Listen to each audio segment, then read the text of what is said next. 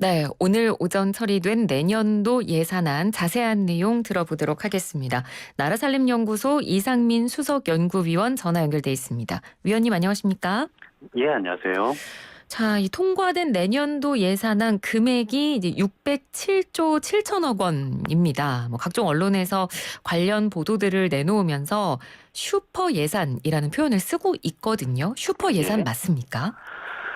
슈퍼 예산이라는 말은 저는 뭐 가짜 뉴스 정도다라고 말을 하고 싶은데요. 네. 그러니까 뭐 슈퍼 예산이라고 말하는 그 유일한 근거를 보면은 뭐 사상 최대다라는 얘기 말고는 사실 근거가 없는데요. 음, 그런데 이게 사실 항상 경제도 매년 성장하고 물가도 매년 성장하잖아요. 네. 그런 측면에서 그 국가 재정 지출 규모가 매년 사상 최대를 기록하는 것은 너무도 당연한 얘기예요. 음, 이것을 보면은, 근데 보면은 사실 뭐 작년, 뭐 재작년에도 슈퍼 예산이라고 표현했을 뿐만 아니라 네. 뭐 16년, 17년, 18년, 19년 매년 예산이 편성될 때마다 슈퍼 예산이라고 표현하는데요. 네. 그런데 보면은 17년도 같은 경우는 총지출 증가율이 한 3.7%, 그러니까 경상 음, 성장률보다도 하회했거든요. 또 네. 18년도 같은 경우도 뭐 그 역대급 흑자 규모를 기록한 걸 보면은 음, 17년도나 18년도 같은 경우는 슈퍼 예산 정도가 아니라 긴축 예산이었어요. 네. 그러니까 이 말은 긴축 예산이었을 때도 확장 예산이라고 말하는 것만 하더라도 이것은 잘못된 보도인 건데, 네. 확장 예산 정도도 아니고 이것은 그 정상 범위를 벗어난 슈퍼 예산이다라고 표현하는 것은 음, 이거는 뭐 전혀 맞는 말이 아닌 거죠. 네. 그렇군요.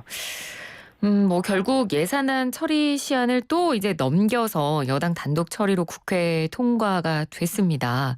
근데 뭐 늘 이렇게 예산안 처리 과정을 지켜보는 국민들 입장에서는 항상 이렇게 시한을 넘겨서 이제 처리가 되거든요. 이 부분 볼 때마다 약간 좀 아쉬운 부분으로 남긴 합니다. 그렇죠. 근데 이게 예산안 처리 그 시한이 12월 2일이라는 거는 이게 뭐 국회법도 아니고요. 국가재정법도 아니고 이게 헌법에 있는 그런 말입니다. 그래서 네. 12월 2일은 넘어갔다는 얘기는 사실상 이게 위헌적인 그런 뭐 헌법을 지키지 못했다라는 굉장히 심각한 문제인 거고요. 네. 근데 문제는 이게 여야 합의로 넘어간 것도 아니라 이게 단독 처리를 했잖아요. 네. 그래서 어떤 좀 헌법적 시한을 지키기 위해서 어쩔 수 없이 단독 처리를 했다라고도 주장을 할 수도 있고, 또 그렇게 음, 보면은 이 여야 합의를 하지 않았다는 것은 민주주의적 가치를 위배한 거잖아요. 그래서 두 네. 가지 중에서 뭐 선택을 한 거다. 뭐 헌법적 가치인 어떤 시한을 최대한 넘기지 않기 위해서 좀 단독 처리했다라고도 말할 수가 있는데요. 근데 네. 우리는 두 가지 가치가 꼭 배치되는 것처럼 보여요. 그러니까 어떤 여야 합의라는 민주적 가치가 있고, 그 헌법적인 그런 예산안 통과 시간을 그 넘기지 말아야 되는 가치가 꼭 배치되는 것처럼 보이는데, 근데 네. 사실은 그 시간 내에서 충분히 어떤 정치적으로 타협을 하라는 것이 우리가 국회에 바라는 거잖아요. 음. 그렇기 때문에 조금 더 좀 적극적으로 정치적 타협을 잘 이 시한 안에 지켰으면 하는 그런 마음은 거의 모든 국민들이 다 갖고 있지 않을까라는 생각이 드네요. 네. 그 지금까지 이 법정 시한을 잘 지켰던 게 예. 거의 없었죠? 그래도 뭐 국회 선진화법, 소위 말하는 국회 선진화법 이후에는 그래도 몇 번 지킨 적이 있었어요. 근데 그 네. 이전에는, 국회 선진화법 이전에는 뭐 그냥 하루 이틀 정도 못 지킨 것이 아니라 뭐 일주일, 열흘 이상 못 지켰었고요. 네. 국회 선진화법 이후에는 지키는 적도 몇 번 있다가 그래도 못 지켜도 이렇게 하루나 이틀 정도만 못 음. 지켰어서 그래도 예전보다는 낫다.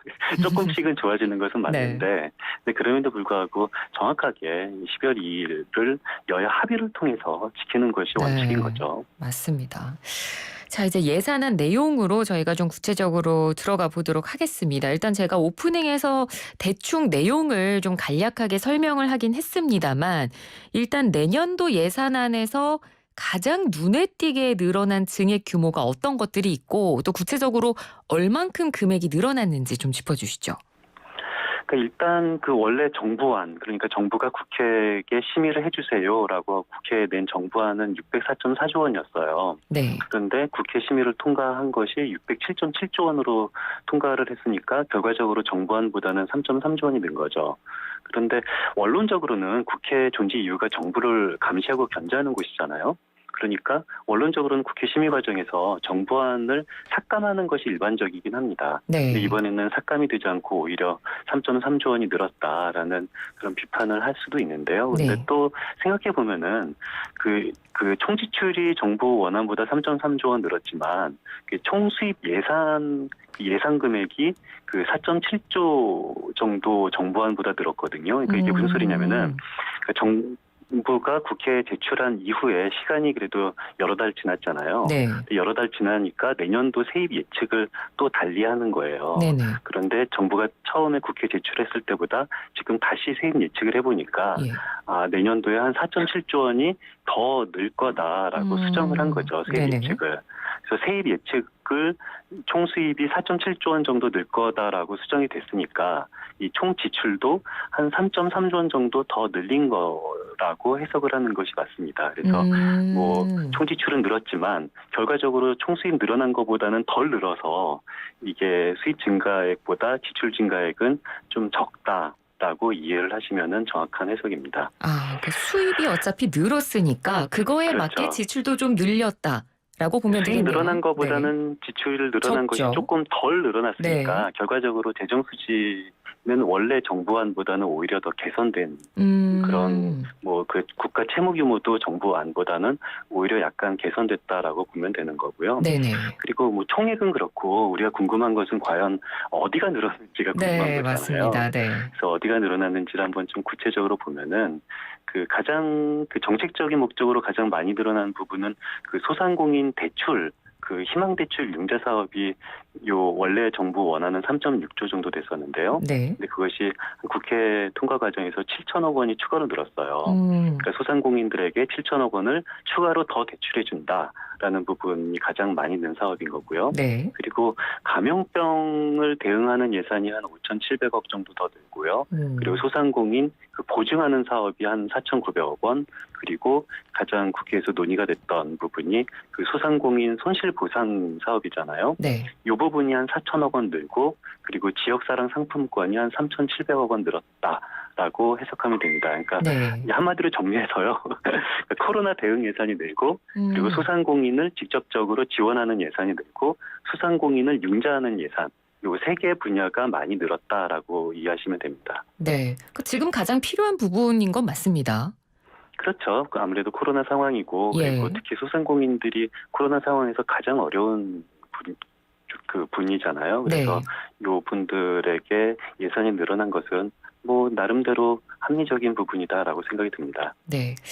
그런데 이 소상공인 손실 보상과 관련해선 사실 형평성 문제가 좀 지적이 계속 돼 왔었거든요. 이번 예산안에서도 보면 소상공인은 손실을 직접 현금으로 일단 보상을 받고, 뭐 택시, 버스 기사, 특수고용, 프리랜서들은 저리로 융자를 지원하겠다, 이런 내용들이 담겨 있는데 이 부분은 어떻게 보면 좋을까요? 이 부분은 정말 어려운 문제예요. 답이 있는 문제가 아니니까 어려운 문제인데요. 네. 근데 그 보통 예산은 정치다라고 표현을 합니다. 그러니까 이게 무슨 소리냐면은 이게 정치적인 합의를 얼마나 잘 하는 거가 가장 중요한 것이지 예. 정확한 이 정답이 있는 것이 아니라는 얘기인 거거든요. 그러니까 이게 누구를 얼마나 지원을 해야 될지 그 지원 범위는 결과적으로 이 사회적 타협을 통해서 해결할 수밖에 없다라고 말하면은 너무 하나만 소리인데요. 근데 네. 결국은 뭐 사회적 타협이 가장 중요한 거고요. 그런데 예. 조금 논리적인 얘기를 하다 보면은 정부가 강제로 영업을 제한한 부분이 있고요. 네. 그리고 정부가 강제로 영업을 제한한 것은 아니지만 코로나 때문에 결과적으로 굉장히 손실을 많이 받은 부분이 있어요. 그렇다면은 최소한 저는 정부가 강제로 영업을 제한한 거라면은 융자 정도가 아니라 직접적으로 지원을 해줘야 된다라는 손실보상 금액을 직접적으로 가야 된다는 것은 저는 논리적으로는 타당해 보입니다. 네. 그런데 과연 어떤 뭐 직접적으로 영업 제한을 한 건 아닌데 결과적으로 코로나의 그런 피해를 많이 받으신 분들, 이분들을 어떤 융자를 해드려야 되는 건지 아니면 직접 지원도 추가로 해야 되는 건지 여기에 대해서는 저는 국민적 합의를 통해서 선택할 수 있다고 봅니다. 네. 알겠습니다. 자, 일각에서는 이번 이 예산안을 두고 모두 이재명 대선 후보가 그동안 주창을 해왔고 역점적으로 말해왔던 공약이랑 연결되는 증액이었다. 이렇게 해석을 하기도 하거든요. 어떻게 예. 평가하십니까? 저는 이런 식으로 해석하는 것이 그렇게 좋은 해석은 아니라고 생각하는데요. 네. 그러니까 우리가 이 예산은 이제 정치다. 그래서 정치적인 합의와 타협이 필요하다라고 좀 전에 말씀드렸는데요. 그런데 정치적인 합의와 타협을 하는데 가장 걸림돌이 되는 게 정파적으로 예산을 해석하는 거예요. 네. 그래서 저는 뭐 이것이 결과적으로 뭐 누구가 주장했던 대로 됐는지보다는 네. 좀 이게 결과적으로 어떤 정파가 어떤 정파의 주장이 맞는지 이것이 그 맞다 틀리다가 아니라 좀 저는 이런 식으로 해석한다기보다는 좀 논리적으로 우리가 이 영업 제한을 강제로 영업 제한을 해서 손실 받은 분들에게 어떤 지원이 필요한지 네. 그리고 이 결과적으로 이런 코로나 때문에 피해를 입으신 분들은 어떤 지원이 필요한지 좀 이런 식으로 생각하는 것이 더 바람직하다고 생각합니다. 네. 예산이라는 것 자체가 사실 개인 돈 쓰는 것도 아니고 국민들을 위해서 나라 돈을 쓰는 거기 때문에 참 이걸 정파적으로 해석하려고 하기보다는 정말 필요한 국민들에게 얼만큼 쓰여지는지 이 부분을 좀 더 객관적으로 봤으면 참 좋겠는데라는 생각이 듭니다. 그렇죠. 정파적으로 해석하면은 나쁜 점이 이것이 필요한 사업이면은 증액하고 필요하지 않는 사업이라면은 감액하고 이런 식으로 생산적인 논쟁이 되는 것이 아니라 네. 그냥 누가 주장을 하면은 나는 반대일세, 네. 누가 주장을 하면 나는 무조건 찬성일세 이런 식으로 논쟁을 하면은 이것은 굉장히 생산적이지 않게 되잖아요. 예. 이런 것은 좀 피해야 되지 않을까라는 생각이 듭니다. 네. 또 여야가 대립했던 부분 중에 하나가 이 부분이었습니다. 경항공모함 사업 예산. 이 경항공모함 사업이 어떤 사업이고 여기에 얼마가 쓰여지는 건가요?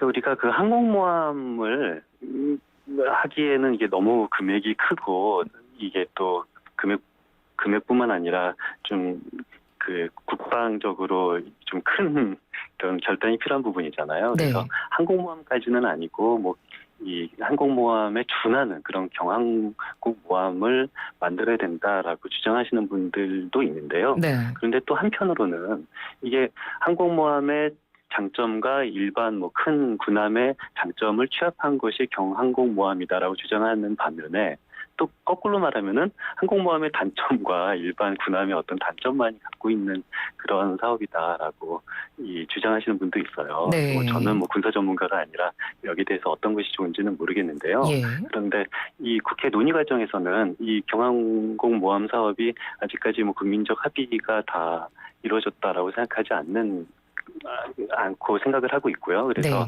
네. 이 상임위에서는 이게 감액이 됐습니다. 그래서 그 국방위에서 이미 감액이 됐으면은 원칙적으로 따지면은 예결위에서 다시 증액을 할 수는 없는 거거든요. 네네. 상임위의 동의 없이는 예결위에서 증액을 할 수가 없어요. 그래서 국방위에서 감액이 돼서 여기에 대해서 좀 다시 증액을 해야 되나 논란이 있었는데요. 네. 그런데 정부 원안이 통과가 됐습니다. 그렇군요. 그러니까 이게 보통 이 임기 말에 이렇게 국방 예산 집행이 크게 이루어지나요? 예전에는 어땠습니까? 이게 그때그때 굉장히 다릅니다. 이게 네. 보면은 뭐 임기 말에 뭐 그 다음 정부를 위해서 뭐 좀 예산을 그 규모를 좀 절약해서 네. 최소한만 편성한다 뭐 그런 식의 말도 언론에는 많이 나오는데요. 근데 네. 꼭 그렇지만은 않아요. 그러니까 몇 번 우연히 그런 것은 있지만 실제로 보면은 임기 말 예산 보면은 우리가 또 이런 논란도 있잖아요. 임기 말이라는 것은 결과적으로 그 선거철이잖아요. 네. 그래서 이 선거철에는 또 이런 그런 국민들에게 그 좀 선심성 예산이 많다.